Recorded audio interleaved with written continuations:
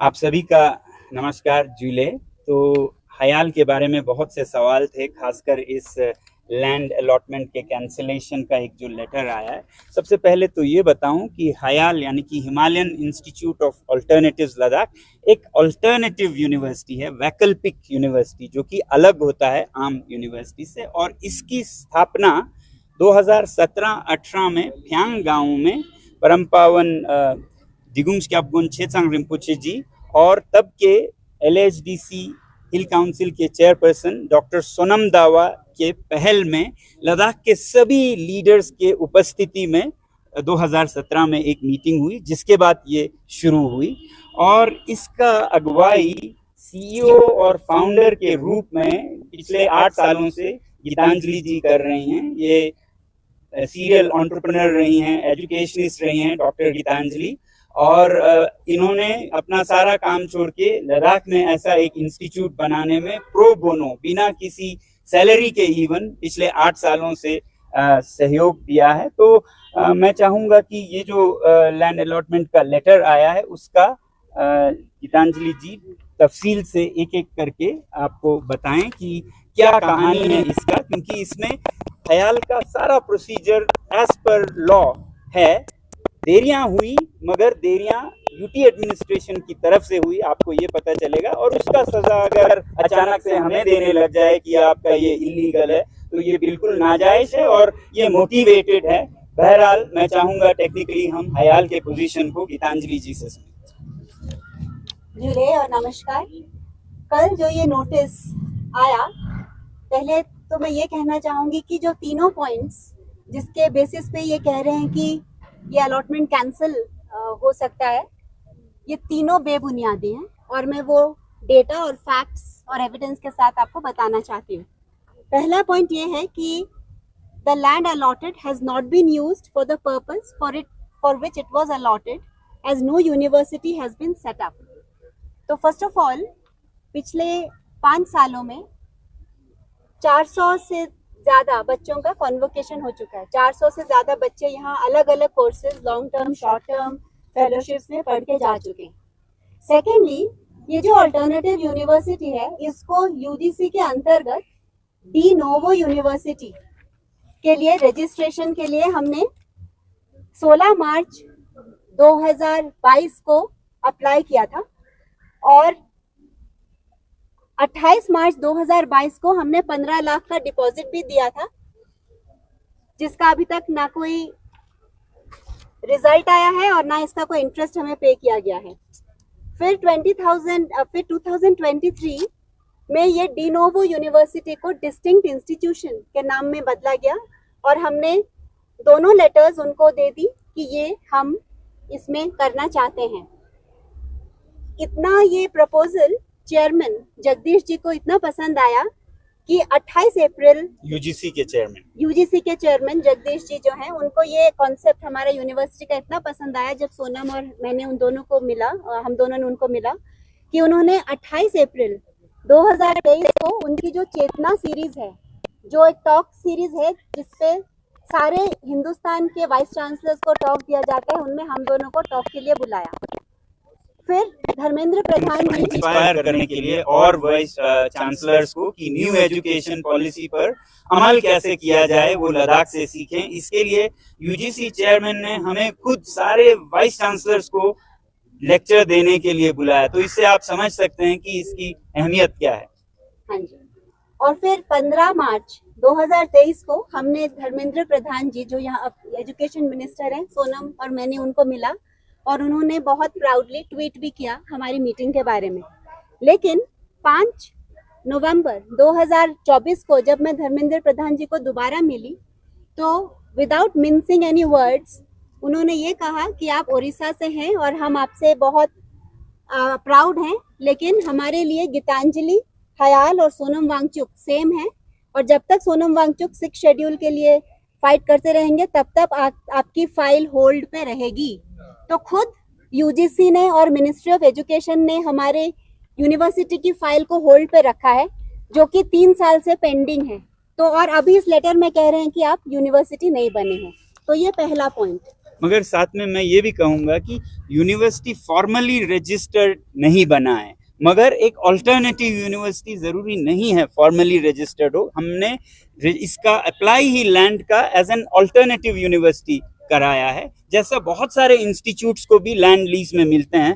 तो टेक्निकली देखें तो इसे एक ऑल्टरनेटिव इंस्टीट्यूट की तरह ही लैंड लीज मिला। ये एक बोनस था, एक एक्स्ट्रा था कि हम यूजीसी के साथ भी रजिस्ट्रेशन करवा रहे थे। कोई ज़रूरी नहीं है कि हमारा लीज खत्म हो जाएगा अगर हम यूजीसी से नहीं कराएं। Alternative university under section 8 non profit charitable अभी भी रजिस्टर्ड है, उसी के दम पे हमने ये लीज का अप्लाई किया था, जिसके वजह से उन्होंने ये लीज किया। एग्जैक्टली। फिर दूसरा पॉइंट उन्होंने ये उठाया है कि कोई भी लीज एग्रीमेंट अभी तक साइन नहीं हुआ और 1 साल में लीज एग्रीमेंट नहीं साइन होने पर ये रिवोक हो सकता है। तो मैं ये बताना चाहूँगी कि 5 मई 2018 को ये अलॉटमेंट हमें हुआ था और उसके 15 दिन बाद ही 20 मई 2018 को मैंने उनको लेटर लिखा कि इसको लीज डीड पे कन्वर्ट कर दीजिए, पर तभी उन्होंने ये कदम नहीं उठाया। और फिर यूटी बनने के बाद 13 फरवरी 2021 को हमने फिर से लेटर लिखा और 19/2/2021 में उनकी तरफ से लेटर आया कि ये पॉलिसी अभी यूटी बनने के बाद नहीं बनी है और ये पॉलिसी ही अंडर प्रोसेस में है और जैसे ये पॉलिसी बन जाएगी हम आपका लीज डेट कर देंगे। फिर हमने 13 मार्च 2020 को दोबारा उनको लिखा, जिसके रिप्लाई में 14/3/2020 को उन्होंने ये कहा कि आप कंस्ट्रक्शन एक्टिविटीज भी कर सकते हैं इस पे। और आज फिर 2023 को कंटिन्यू रखने को कहा कि हमारी तरफ से देरी हो रही है मगर आप कंस्ट्रक्शन करते रहिए, आपको बाधा ना पहुंचे। तो ये वैलिड लीगल ऑफिशियल कंसेंट के साथ हुआ है जो भी। और लास्ट लेटर जो हमने 27 जुलाई 2023 को उनको लिखी, उसका आज तक ना रिप्लाई आया है और ना उनकी तरफ से कुछ इनिशिएटिव हुआ है कि लीज एग्रीमेंट साइन करने के लिए। तो बार बार लीज एग्रीमेंट साइन करने के लिए हम उनसे अपील्स कर रहे हैं, लेटर लिख रहे हैं, वहां से वो जवाब नहीं दे रहे हैं और अचानक फिर कल कहते हैं आपने लीज एग्रीमेंट नहीं किया इसलिए वापस लिया जाएगा। तो आप समझ सकते हैं इसमें मंशा क्या है, नीयत क्या है। और फिर तीसरा पॉइंट तो बस ये दिखाता है कि ये शायद अपनी फाइल्स ना पढ़ते हैं, ना समझना चाहते हैं और जस्ट ये विच हंटिंग के लिए हमें परेशान करने के लिए कर रहे हैं। तीसरा पॉइंट ये कह रहा है कि 5/5/2019 को ये जो है ऑर्डर, अलॉटमेंट ऑर्डर, वो कैंसिल हो गया है। तो अगर 19 को कैंसिल हो गया तो फिर 2020 और 2021 को खुद LASDC और ऑफिस ऑफ डेप्यूटी कमिश्नर ने क्यों हमें ये लेटर के थ्रू कहा है कि in this connection it is to inform that execution of lease deed is under process and it will be completed at the earliest as soon as new lease is finalized by LASDC ले। तो बार बार जब मैं personally भी मिली हूँ उन्होंने यही कहा है कि पॉलिसी अभी बनी ही नहीं है यूटी बनने के बाद। सो 2020 में ये कहा और 2021 में स्पेसिफिकली ये उन्होंने कहा है कि ये जो डिले है ये अक्रॉस बोर्ड है सब इंस्टीट्यूशंस के लिए। तो उन्होंने कहा कि आपके हाँ पढ़ूंगी कि हर इंस्टीट्यूशन में ये डिले हो रहा है, सिर्फ आपका ही नहीं है। So the delay is across board for all institutions including several government institutions. उन्होंने कहा है कि ये डिले आपका ही नहीं, गवर्नमेंट इंस्टीट्यूशंस का भी है। However you may continue the construction activities of your institution in the allotted land. ये 2021 को खुद ऑफिस ऑफ डेप्यूटी कमिश्नर और LASDC ने ये कहा है और अभी सेम ऑफिस हमें कहता है कि 1919 में आपका अलॉटमेंट कैंसिल हो गया। तो आप ये देख सकते हैं कि इनकंसिस्टेंसीज ये डेलिबरेट हैं और ये जस्ट एक हैरेसमेंट करने के लिए किया जा रहा है और ये एब्सोल्युटली बेबुनियादी है।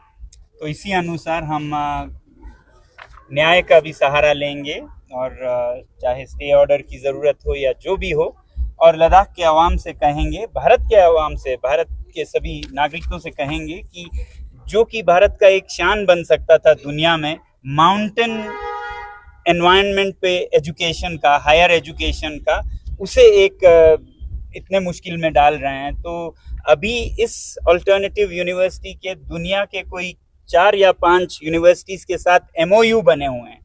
बहुत से यूनिवर्सिटीज़ के से रिसर्च के लिए यहाँ आते हैं और फिर उसके साथ ये हश्र करते हैं। तो ये तो मैं ये सर- कहना चाहूंगी कि 75 साल भारत को आजाद हुए हो गए हैं और कोई भी ऐसी यूनिवर्सिटी नहीं है, एक दो को छोड़ के, जो टॉप 100 या 200 में आए। लेकिन दुनिया भर में जहां भी हमने हयाल को प्रेजेंट किया है, इसके आइडिया को और इसके काम को स्टैंडिंग ओवेशन मिला है।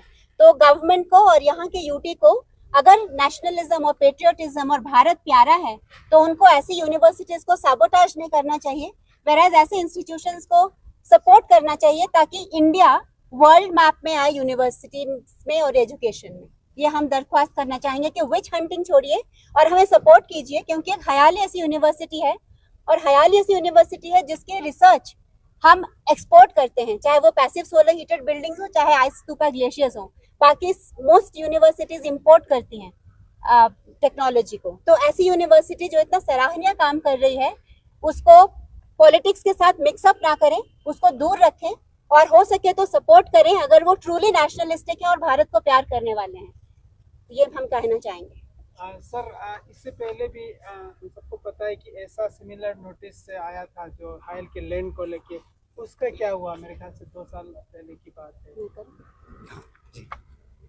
तो ये आपने अच्छा क्वेश्चन पूछा। ये पहली बार नहीं हो रहा है हैरेसमेंट। पिछले 3 सालों में जब से सोनम वांगचुक 6 शेड्यूल के लिए और लद्दाखियों के लिए काम कर रहे हैं, तब से ये शुरू है और हर बार वो बैक ट्रैक किए हैं, क्योंकि हमने विद प्रूफ और एविडेंस उनको हमेशा मीट किया है। लेकिन ये अगर ज्यादा चलता रहेगा तो हमें भी फिर कठिन स्टेप लेने में हम मजबूर हो जाएंगे। प्लानिंग कर रहे हैं कि इस चेयरमैन से बात करने की, क्योंकि जिस तरह से आप पहले बताया, जो ऑर्डर निकला है उस पे चेयरमैन एलएचडीसी को कुछ नोटिस में नहीं है, तो हायल का क्या मूव रहेगा? ये हयाल से भी ज्यादा चेयरमैन हिल काउंसिल के लिए बहुत चिंता का विषय है। हम तो जरूर बात करेंगे, हर एक से भी बात करने को हम हमेशा वो हैं। हम पूछेंगे कि ये आपके नोटिस में है या नहीं, मगर अभी पता चला कि ऐसा भी नहीं है। तो क्योंकि हर जगह ये बताया जाता है कि लद्दाख का हिल काउंसिल जो है वो बहुत सशक्त है, पूरा जमीन उनके हाथ में है। तो फिर एक चेयरमैन 2017 में बाज़ाब्ता बाइज्जत एक यूनिवर्सिटी स्थापित करते हैं, डॉक्टर सोनम दावा, और 2025 में उनके इस सब को कैंसिल किया जाता है और उसमें जो अभी के चेयरपर्सन हैं ताशी गैल्सन साहब, उनको कॉन्फिडेंस में भी नहीं लिया जाता है। तो ये चिंता का विषय हयाल से भी ज्यादा हिल काउंसिल के लिए है, एग्जीक्यूटिव काउंसिलर्स के लिए और पूरे लद्दाख की जनता के लिए है कि आखिर हिल काउंसिल के पास फिर पावर क्या है, अगर वो सब कुछ ठीक होते हुए भी उनसे बिना पूछे ऐसे हरकत होते हैं। तो सर, इससे पहले भी कुछ गांव वालों ने हायल के लैंड को लेके क्वेश्चन उठाए थे, सवाल उठाए थे, तब आपने उनको जवाब भी दिया था। तो कहीं ना कहीं आपको लगता है कि ये सब चीज़ें जो है कुछ गांव वाले भी इस पे ऑब्जेक्शन कर रहे थे पहले भी? मेरे ख्याल से नहीं, तब जरूर था शुरू में कुछ गांव वालों के जो जमीन थे पुराने, जब हयाल को नहीं दिया तब का हो या कोई एनक्रोचमेंट्स हो, उसके वजह से कुछ गांव वाले थे। अभी तो इस पे कोई नहीं, जब भी गांव वालों का कुछ इशू हुआ है उनको भी पॉलिटिशियंस ने यूज करके एज फेस बनाया। हाँ, बहुत बार ऐसा हुआ है। हमारे पास गांव वालों से not only no objection certificates हैं, पर बहुत सारी थैंक यू लेटर्स हैं जो हम फ्यांग के गांव वालों के लिए करते हैं। तो मॉनेस्ट्री से लेके जो पास्ट गोबाज और सरपंच और सारे फार्म स्टेज सभी के साथ हमारे बहुत अच्छे रिलेशन रहे हैं।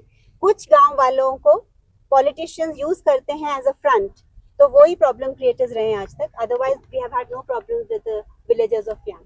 मैम, आपने बताया कि जो एग्रीमेंट साइन होना था विद इन द ईयर, जो लैंड अलॉट करने के बाद, आपने बोला यूटी बनने के बाद पॉलिसी चेंज हो गया, लेकिन यूटी बनने से पहले भी काफी 1 साल से ज्यादा टाइम बीत गया जब आपको लैंड का बात हुआ डॉक्टर। हाँ, तो क्या तभी वजह भी रहा, डिले क्यों हुआ? हाँ, तभी भी उन 2 लेटर्स उस दौरान लिखी गई हमारे थ्रू, वो रिप्लाई नहीं आया।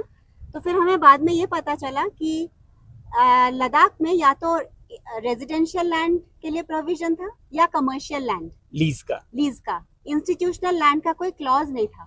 और आज तक जितने भी बाकी इंस्टीट्यूशनल लैंड दिए गए हैं उनके साथ भी कोई लीज एग्रीमेंट साइन नहीं हुए थे तब तक। और हम ये समझते हैं कि ऐसे बहुत से इंस्टीट्यूशंस हैं जिनके लीज का भी कागज उनके पास है। तो हयाल के साथ भी वही होना चाहिए जो लद्दाख के तमाम संस्थाओं जिनका सिमिलर केस है उनके साथ भी हो। हयाल को अलग लेके वो विच हंटिंग करें, ऐसा हम जस्टिस नहीं समझेंगे। और ये इस बात लेटर को मैं दोबारा स्पष्ट करना चाह रहा हूँ। आपने क्लियरली बताया कि इंस्टीट्यूट के लिए हिल काउंसिल की तरफ से लैंड लीज का कोई प्रोविजन नहीं, only for residential and commercial. हाँ जी। Right ma'am? और ये जो लेटर तब बिफोर यूटी, ये जो देखिए Before you. 19/2/2021 में LASDC और डिप्टी कमिश्नर के ऑफिस से असिस्टेंट कमिश्नर का लेटर है कि ये डिले जो है अक्रॉस बोर्ड है सब इंस्टीट्यूशंस के लिए, इंक्लूडिंग गवर्नमेंट इंस्टीट्यूशंस के लिए।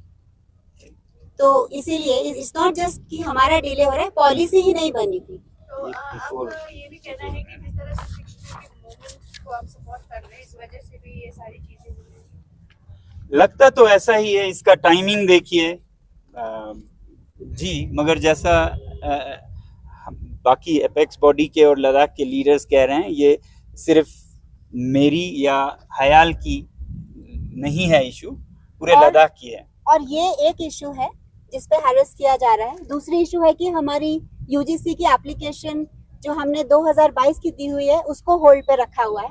तीसरी ये है कि सारे PSUs को, पब्लिक सेक्टर यूनिट्स को, जो हमारे सपोर्टर्स थे, उनको कॉल जा रहे हैं कि आप इनको CSR फंडिंग मत करिए। तो ये तो- विच हंटिंग ही है। कांतली मैम, आप ये जो ऑर्डर में फर्स्ट सेकंड पॉइंट उन्होंने लिखा है कि जो पर्पस के लिए यूनिवर्सिटी होना चाहिए वो नहीं हो पाया। तो आपने पहले स्टेटमेंट में बताया सिंस एस्टैब्लिशमेंट बहुत सारे स्टूडेंट पास आउट करके गए हैं। आज के डेट में कितना स्टूडेंट हयाल में पढ़ रहे हैं और कितना एम्प्लॉयमेंट, कितने लोग वहाँ काम कर रहे हैं मैम?